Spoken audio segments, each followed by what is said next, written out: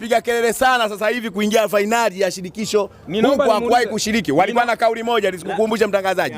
Hawa ndio waliokuwa wanatuaminisha kwamba wao wameshiriki fainali ya kombe la shirikisho, kitu ambacho sio kweli. 93 hiyo. Tumewakumbusha, tumeuliza swali letu sisi wana Yanga ambao tunajua mpira sasa. Najibu mimi. Mtamuuliza swali yeye. Kama Simba alishiriki fainali ya kombe la shirikisho mwaka 93 na bingwa kawa yule Stella Abidjan. Wasikia kutoka Ivory Coast. Mwaka 93 bingwa wa klabu bingwa alikuwa ni Zamalek. Bingwa wa kombe la shirikisho alikuwa ni National. Umeelewa? Ambao Super Cup huwa inachezwa kati ya bingwa wa shirikisho na bingwa wa klabu bingwa. Swali, kama Stella Abidjan ndo alikuwa bingwa wa shirikisho, kwa nini kucheza Super Cup na Zamalek? Umeuliza swali zuri sana. Kwanza kinachotatanisha watu ni namna mabadiliko ya majina. Leo hii ligi kuu zamani ilikuwa ikiitwa ligi ya daraja la kwanza.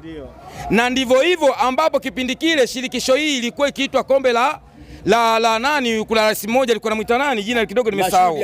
Abiola Gudi. Kwa hiyo Abiola. Kwa hiyo ilikuwa likiitwa kombe la Abiola kwa muundo wa jina la kombe hili. Lakini wakaenda kitaalamu zaidi, wakasema hapana. Ili kombe ni mfumo wa kidunia ambapo Ulaya lipo na mataifa yote. Sasa liitwe kombe la shirikisho.